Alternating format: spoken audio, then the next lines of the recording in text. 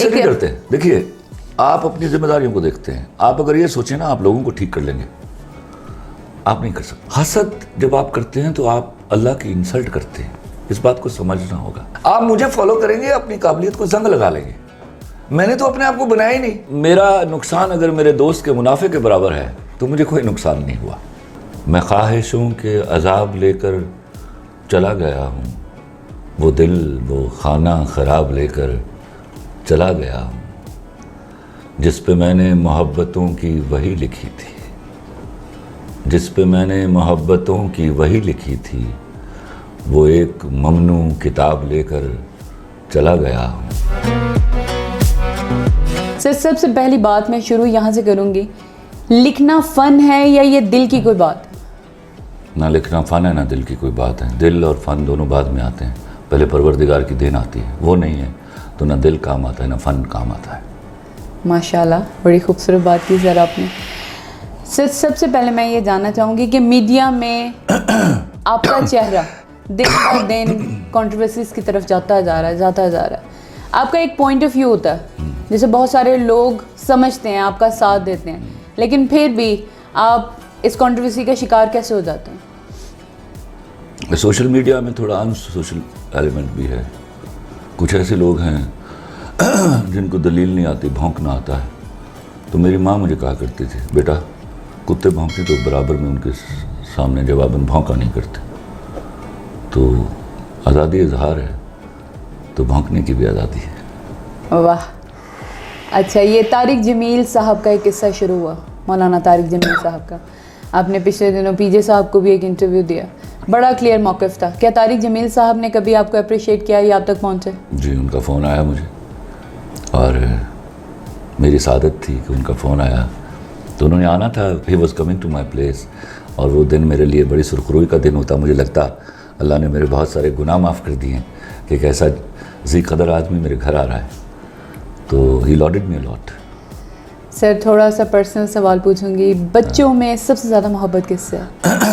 ये कभी डिफ़ाइन नहीं कर पाऊँगा कि बच्चों में किससे मोहब्बत है मुझसे ज़्यादा। हाँ, ये कह सकती है कि मेरे घर में ज़्यादा ताकत जो है वो मेरे बड़े बेटे के पास है।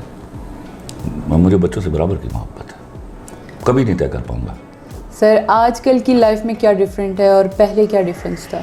खासकर मैं ये पूछना चाह रही हूँ, मेरे पास तुम हो के बाद क्या तब्दीली आई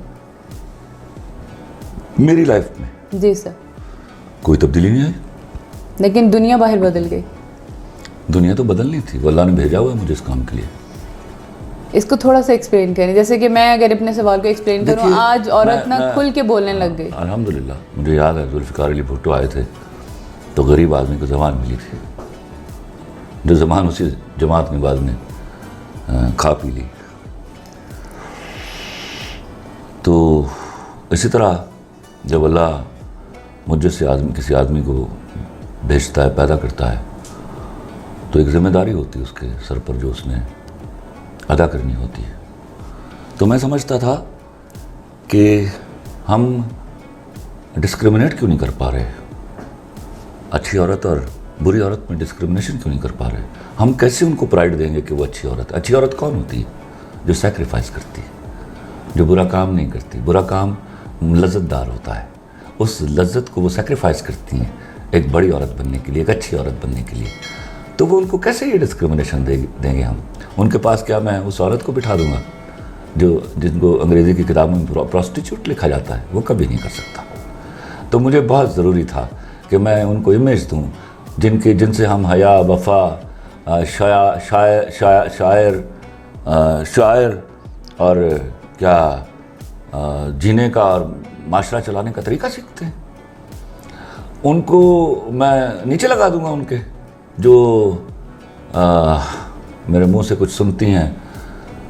मुझे वो, मैं तुम्हें सिंपली बताऊं, तुम्हें समझ आनी चाहिए इनसे, इस बात से तुम्हें पता चल जाएगा कि मेरे औरत का कॉन्सेप्ट क्या है। आज से 20-25 साल पहले जब घर बना करते थे ना, तो उनके फर्श पर रोड़ी कूट के डाली जाती थी। तो वो औरतें कूटती थी रोड़ी आके, और मैं देखा करता था झाड़ियों में पालना बना के उन्होंने अपने बच्चे को उस पालने में लिटाया होता था, और गाहे गाहे जब वो रोता था वो रोड़ी कूटते हुए जाके उसको झूला भी देती थी। उनके हाथों पर चंडियाँ पड़ी होती थी।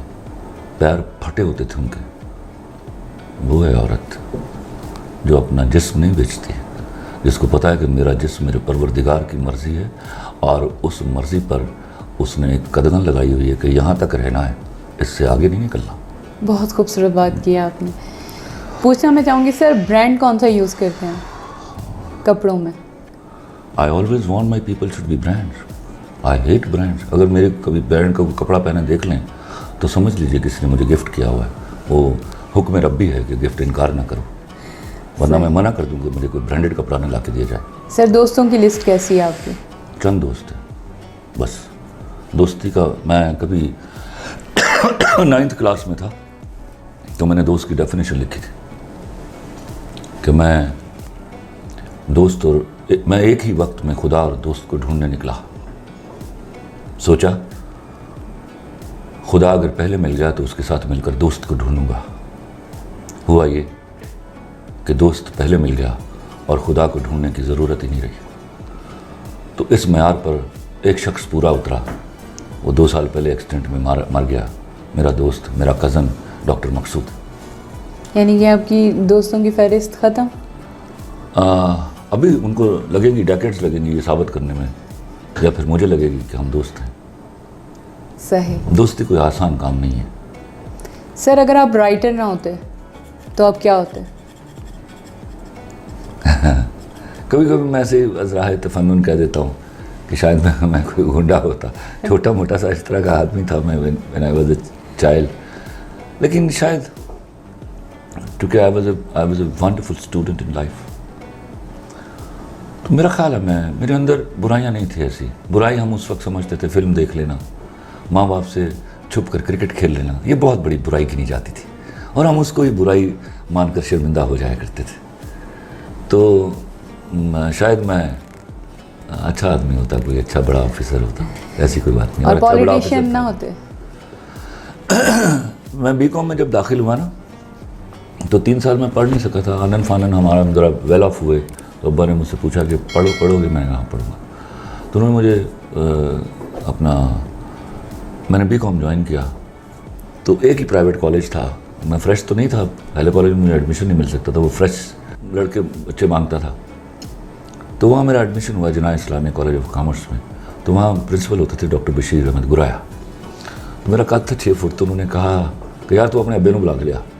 मैं हैरान था क्योंकि मेरे नंबर इतने थे, तो ऊपर से प्राइवेट कॉलेज। मैं अगले दिन अपने अब्बा जी को ले आया। तो मेरे अब्बा जी कहता है देखो जी मैं तुहानूं दसां जनाब, मैनूं ना मेरे कॉलेज 'च ना वो नहीं हैगी, सियासत नहीं हैगी, यूनियन नहीं हैगी, तो मैनूं तुहाडे मुंडे कोलों स्मैल आउंदी है कि ये पॉलिटिक्स करेगा। तो मेरे अब्बा जी मुस्कुराए, उन्होंने कहा कि मैंने इतनी फ़ीस दी है इसके दाखिल होने के लिए, मैं इससे भी 2 गुना ज़्यादा और फीस दे देता हूँ, इसको किसी तरह पॉलिटिक्स पर लेकर आइए, because my father wanted me to come in to politics. सही।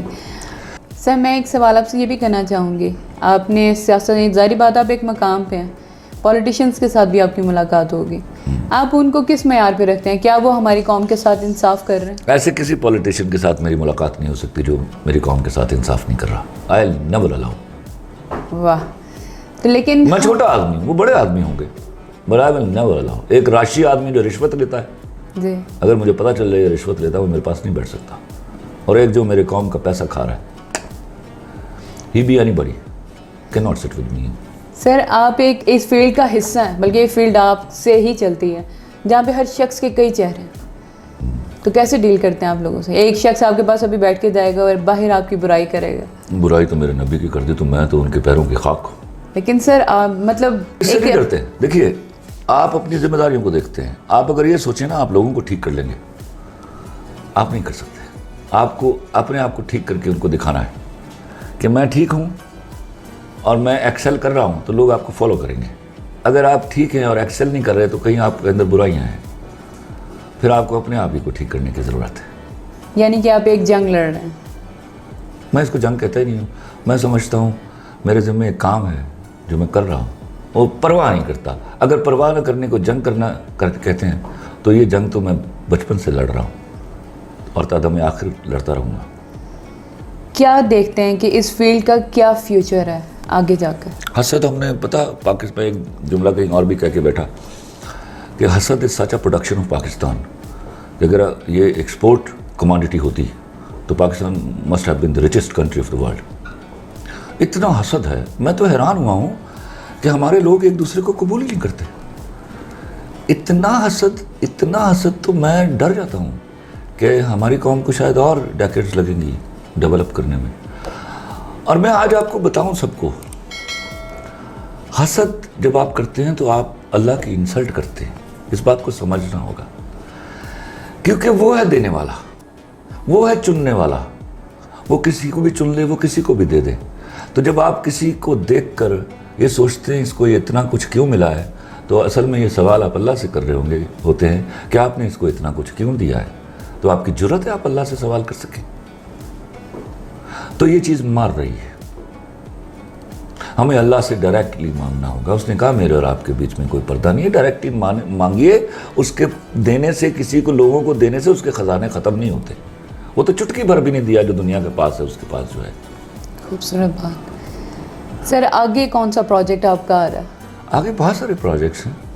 देखिए उसमें वो प्रोजेक्ट्स किस तरह के होते हैं, ये अब that matters, because mentally I am a very changed guy this moment. Sir आपका जियो के साथ कॉन्ट्रैक्ट टूट गया, एक टूट गया यार, क्या बातें करती हो आशा। वो शुक्र करो मैंने साइन कर दिया था। वो अब्दुल्ला कादवानी और असद कुरैशी साहब को अब जियो को चाहिए, उनकी तस्वीरें इस वजह से अपने अदारे में लगा के रखे कि वो उन्होंने मुझे कायल कर लिया था कि मैं जियो के साथ कॉन्ट्रैक्ट कर लूँ। राइट। खुदा गवाह है कि मैं जियो के साथ कभी भी काम करने के लिए तैयार नहीं था। 2003 में मेरी शकील रहमान से एक ऐसी मुलाकात हुई थी जिसको मैं भूल ही नहीं पाया। उसके बाद मेरा दिल ही नहीं करता था उनके साथ काम करने को। सही। हाँ, यानी कि उस चीज़ ये से उनको क्रेडिट जाता है कि उन्होंने वो कॉन्ट्रैक्ट करवा लिया था, और मैं रिलीजियसली अपने उन दोस्तों की मोहब्बत में वो कर गुजरने के लिए तैयार था। यानी कि आपके लिए मोहब्बत बहुत मैटर करती। ऑफ कोर्स मैटर करती है। मुझे यकीन दिलाया गया कि तुम जो भी लिखोगे वही होगा, कोई किसी की जरूरत नहीं है कि वो इंटरफेयर करे। वरना वो जो 2003 की मुलाकात थी वो बड़ी मानीखेज थी। सही। सर अब मैं ये आपसे पूछना चाहूँगी कि अगर कोई शख्स ये ख्वाहिश करे कि मैं खलील रहमान बनना चाहता हूँ तो वो कैसे बने? वो अल्लाह से कहे वो बना देता है। आप वो नहीं कौन कहता है खलील रहमान नहीं को सर, बन वो जाता? एक राइटर। देखिए आपको ना, मैं आपको एक बात बताऊँ, ये तो बुराई है। खलील रहमान कमर क्यों बनना है? अगर आपका नाम इब्राहिम है तो आप इब्राहिम क्यों नहीं बनते? लेकिन वो जो आप लिखते हैं वो होता। सीखना चाहता है। नहीं, अल्लाह के नूर। देखो मुझे एक बात बताओ, 1,24,000 पैगंबर आए तो आखिरी नबी तो हमारा नबी है ना। किसी पैगंबर की तौकीर किसी तरह कम नहीं है, लेकिन आखिरी होने का मुझे बल्कि एक जुमला याद आया इससे कि हमारे जो क्रिकेट के पहले कप्तान थे, गालिबन मुझे नाम भूल गया, देखो आज उनका, कभी भी नहीं भूला। तो उनके पास एक क्रेडिट है कि he was the first captain of the cricket team of Pakistan. तो इसी तरह एक क्रेडिट है इमरान खान के पास कि he was the man who actually won the World Cup when he was the captain. सही।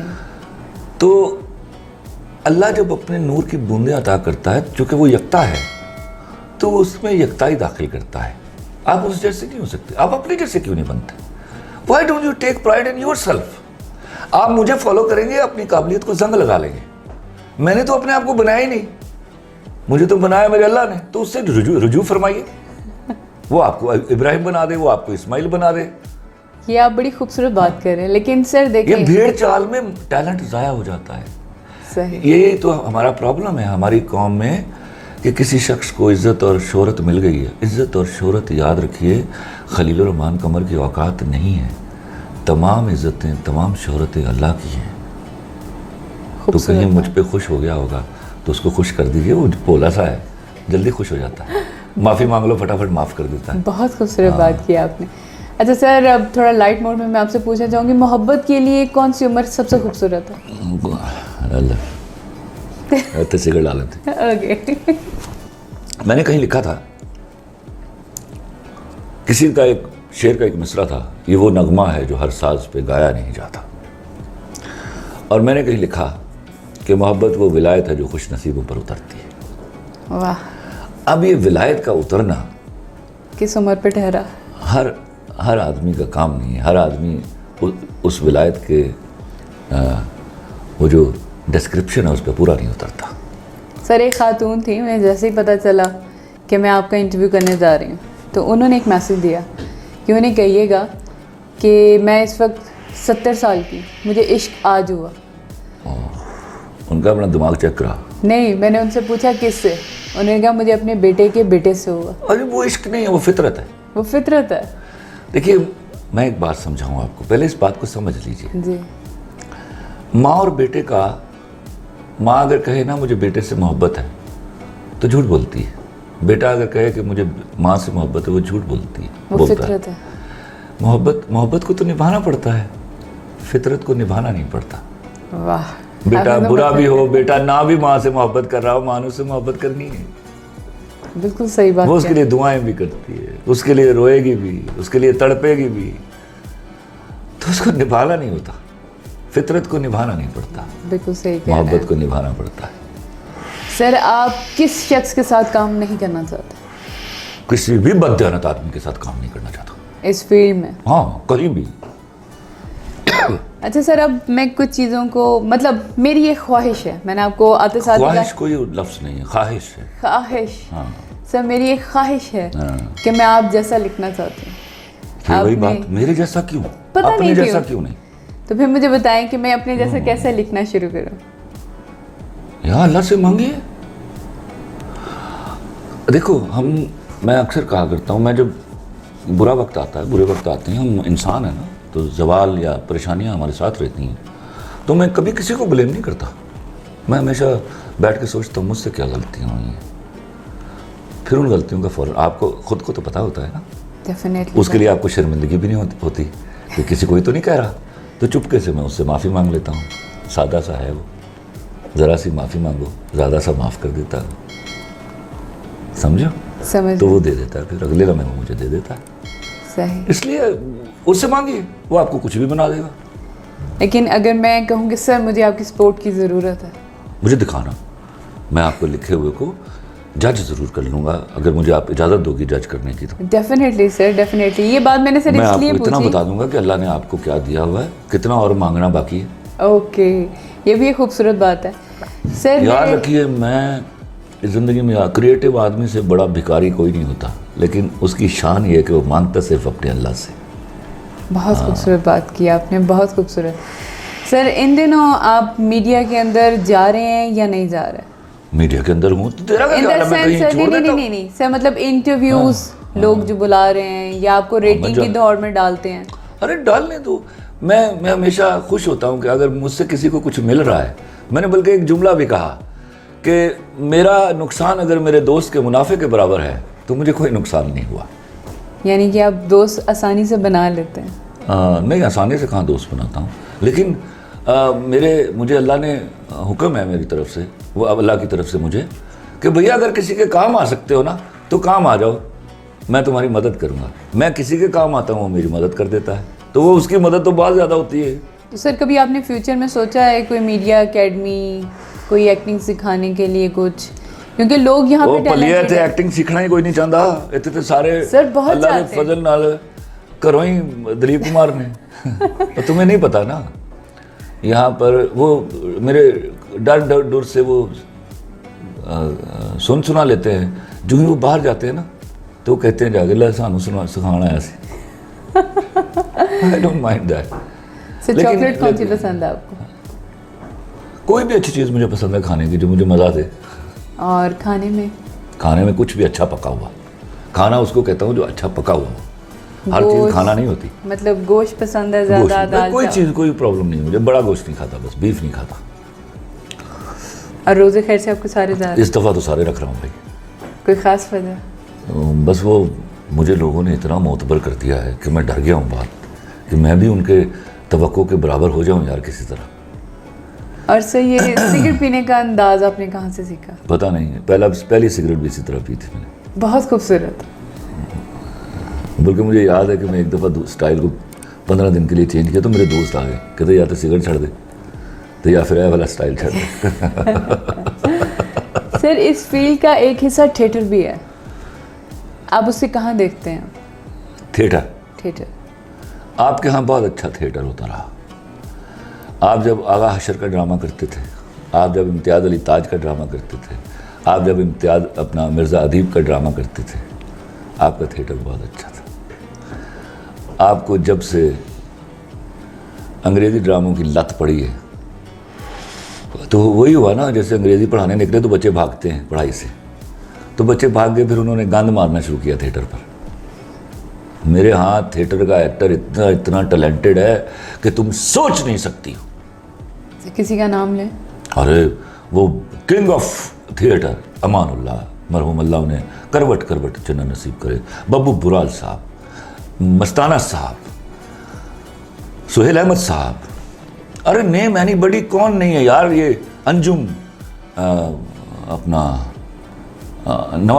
नवाज अंजुम, अपना बड़े नाम है यार, मैं कहीं इस वक्त मिस कर दूं तो मुझे, अमानत चांद, फखरी, क्या नाम है, फखरी अहमद,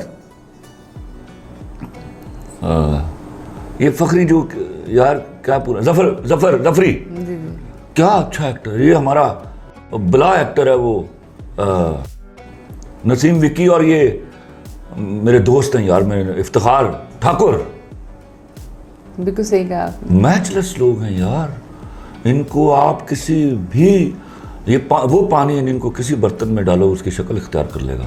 हमने तो ज़ाया किया इनको, भांड बना के ज़ाया किया। ये भांड नहीं थे, ये आपको बड़ा अच्छा स्टायर दे सकते थे, बड़ा अच्छा मज़ा दे सकते थे, लेकिन आपने किया क्या? हमने भोंडेपन को तरवीज दी। मुझे याद है, मैं जब ये गाना मैंने बनवाया ना, तेरी आंखों के दरिया का उतरना भी ज़रूरी था, तो मैं इसको खुद ही म्यूज़िक डायरेक्टर से करवाता भी खुद हूँ अपना गाना। तो मुझे कहा जाता था बड़े मोतबर लोग, यार खलील साहब आजकल ना मेलोडी का दौर नहीं है। तो मैंने कहा यही तो मैंने चेक करना है, क्या मेलोडी का दौर नहीं? तो फिर आपको पता है वो गाना कहाँ गया था। तो आप लोगों को अंडर एस्टिमेट मत करें, लोग हमसे ज़्यादा इंटेलिजेंट हैं। आपने उनको बेवकूफ़ समझने की बेवकूफ़ी कर ली, उसकी सज़ा भुगती हमने। सर मैं आपसे पूछना चाहूँगी कि हमें क्या स्टेप लेना चाहिए कि हम फिल्म इंडस्ट्री, ड्रामा इंडस्ट्री, आप ऑनेस्ट हो जाइए, आप हसद बंद कीजिए, आप कुछ भी कर सकते हैं। आपने तो बात ही खत्म कर दी। अच्छा सर, आप मुझे ये बताएं कि शायरी आपको कहाँ से, किसकी पसंद है शायरी? बहुत सारे शायर हैं, जो अच्छा लिखता है वो पसंद है मुझे। मैंने सुना है, लेकिन मैं ये नहीं मानता कि ये फलां शायर है, इसके बाद बड़ा शायर नहीं पैदा हो सकता। आई एम सो सॉरी, ये नहीं मानता। ये तो आप अल्लाह पर कदगन लगाते हैं कि उससे अब शायर पैदा नहीं होते। सर आपकी ख्वाहिश है कि जब आपकी एक आरामगाह बने उस पर एक गज़ल लिखी हो, एक शेर? ख्वाहिश नहीं, वसीयत है मेरी। सर बताएं वो क्या है? वो गज़ल है, मैं ख्वाहिशों के अजाब लेकर चला गया हूँ, मैं ख्वाहिशों के अजाब लेकर चला गया हूँ, वो दिल वो खाना ख़राब लेकर चला गया हूँ, जिस पे मैंने मोहब्बतों की वही लिखी थी, जिस पे मैंने मोहब्बतों की वही लिखी थी, वो एक ममनू किताब लेकर चला गया हूँ। मैं छोड़कर अपनी राह तकती उदास आँखें, मैं छोड़कर अपनी राह तकती उदास आँखें, जो बच गए थे वो ख्वाब लेकर चला गया हूँ। बस एक अजल को सुना गया हूँ जो दास्तां थी, बस एक अजल को सुना गया हूँ जो दास्तां थी, मैं ज़िंदगी से हिसाब लेकर चला गया हूँ। मैं काफ़िलों को दिखा गया हूँ निशान मंजिल, मैं काफ़िलों को दिखा गया हूँ निशान मंजिल, मैं रास्तों के शराब लेकर चला गया हूँ। उन्हें कहो कि मैं ढूंढने से नहीं मिलूँगा, उन्हें कहो कि मैं ढूंढने से नहीं मिलूँगा, मैं गर्द राह की नकाब लेकर चला गया हूँ। बहुत खूबसूरत, बहुत खूबसूरत। हाँ, ये सफ़र खूबसूरत है। मैं मतलब आपका इंटरव्यू करते करते पता नहीं एक किस चीज़ में जाती जा रही हूँ। सर मैं आपसे पूछना चाहती हूँ, आपने क्यों ये ख्वाहिश का इज़हार किया, ख्वाहिश का इज़हार किया? क्योंकि अल्लाह के बाद मेरा मौत पर ईमान है, हुक्म रब्बी है। तो देखो ना, मैं और तुम अपनी मर्ज़ी से पैदा हुए, ना अपनी मर्ज़ी से मर सकते हैं। तो हम वही गलती करते हैं जहाँ अपनी मर्ज़ी चलाने की कोशिश करते हैं। बिल्कुल सही बात कह रहे हैं। मर्ज़ी वाला कोई क्वेश्चन नहीं है। जियो, उसने ज़िंदगी दी है, कोशिश करो उसको अच्छा जियो। कोशिश करो जो दुनिया का हर मज़हब कहता है, किसी का हक ना मारो, किसी के साथ जुल्म ना करो, किसी का हिस्सा मत ले जाओ, किसी के काम आओ। और ये जो हम कहते हैं ना, ये भी हमारे यहाँ बहुत बुरे लफ्ज़ हैं। को 2 चीज़ 4 चीज़ें, पता नहीं लोग इसको, I want people should understand and follow them. मैं ये कभी नहीं कहता कि मुझे अल्लाह के हाथ से उम्मीद है। उम्मीद तो लोग आदमी से कर सकता है। उम्मीद में किसी चीज़ के ना होने का डर होता है। अल्लाह की जब बात कीजिए तो हमेशा कहिए मुझे अल्लाह के हाथ से यकीन है। बेशक। ये मैं नहीं कहता हूँ कभी भी कि मुझे अल्लाह के हाथ से उम्मीद है, which is very commonly used. I request my people they should not be using this particular sentence ever again. दूसरा, अब मैं क्या बात कर रहा था इससे पहले, मैं भूल ना जाऊँ यार। इस सारे उसमें चला जाता हूँ। जब लोग अल्लाह के हवाले से कहते हैं मुझे उम्मीद है, तो मुझे तकलीफ़ होती है ज़रा। दूसरा, मौत पे ईमान। ये मत कहिए कि फला आदमी ने फला आदमी की मदद की। मदद अल्लाह करता है, आप काम आते हैं, काम आइए, वो आपकी मदद करेगा। बेशक बेशक। सर, चीज़ों को वाइंड अप करते हुए मैं 2-4 चीज़ें रैपिडली आपसे पूछूंगी। जैसे कि सर, मैं आपसे पूछना चाहती हूँ कि बच्चों में आपने बताया कि बेटे का ज़्यादा हुक्मरानी है घर में, बेटी का क्या मकाम है आपकी ज़िंदगी में? वो उससे भी बड़ी हुक्मरान है। मेरे यहाँ बेटियों की सबसे ज़्यादा हुक्मरानी। हुक्मरानी का मतलब होता है उसकी ज़रा ज़िद्दें ज़रा जल्दी मान लेता हूँ, उनको समझा लेता हूँ, वो समझ आती हैं। लेकिन जब वो भी ज़िद पर आती हैं तो फिर तो कुछ चॉइस ही नहीं होता। सर, मेरे यहाँ बेटियाँ हुक्मरानी करती हैं मुझ पर। माशाल्लाह। सर, आप एक खूबसूरत बाप हैं या आप एक खूबसूरत शौहर? ये तो मेरी बीवी से पूछना। तो मैं अच्छा बाप ज़रूर हूँ अल्हम्दुलिल्लाह। मैं अच्छा शौहर भी हूँ। मैंने हमेशा उससे, वो भी she is the biggest ruler of my house. बल्कि मैं क्या, मेरी ज़िंदगी पर हुक्मरानी की उसने। और मैंने कहा, जब मैं शादी की तो मैंने उसको कहा, हम कितने थे, मैं 20 साल का, 21 साल का, वो 16 साल की, 16 साल की भी पूरी नहीं थी। तो मैंने कहा ज़िंदगी में ना मुझ पर रूल करना, बस कभी 4-5 दिन के लिए बिहेव लाइक अ स्लेव, ताकि मुझे एहसास रहे कि मैं शौहर भी हूँ। तो she ruled on me and I let her rule and I love that. ज़िंदगी में जो कमाया उसके हथेली पे आके रखा है। उससे खर्चा लेता हूँ जैसे बच्चे लेते हैं माँ से, और फिर उसका हिसाब देता हूँ। उससे कभी हिसाब नहीं मांगता। ये जरूरत ही नहीं है मेरे अंदर। सर, वो चीज़ जिसका रिग्रेट हो ज़िंदगी में कि ये क्या हो गया? बहुत से रिग्रेट्स हैं। उसकी माफ़ी मांग ली, अपनी गलतियाँ थी। बेवफाई क्या है सर? फितरत, एक्ट नहीं। गलती से बेवफाई हो गलती से बेवफाई नहीं होती। बेवफाई को एक्ट मानते ही नहीं, फितरत होती है। फितरत होती है, मतलब जो शख्स बेवफा है वो फितरतन बेवफा होता है। और वफादार की डेफिनेशन? वो जो जानबूझकर बेवफाई के सब मौके ज़ाया कर दे,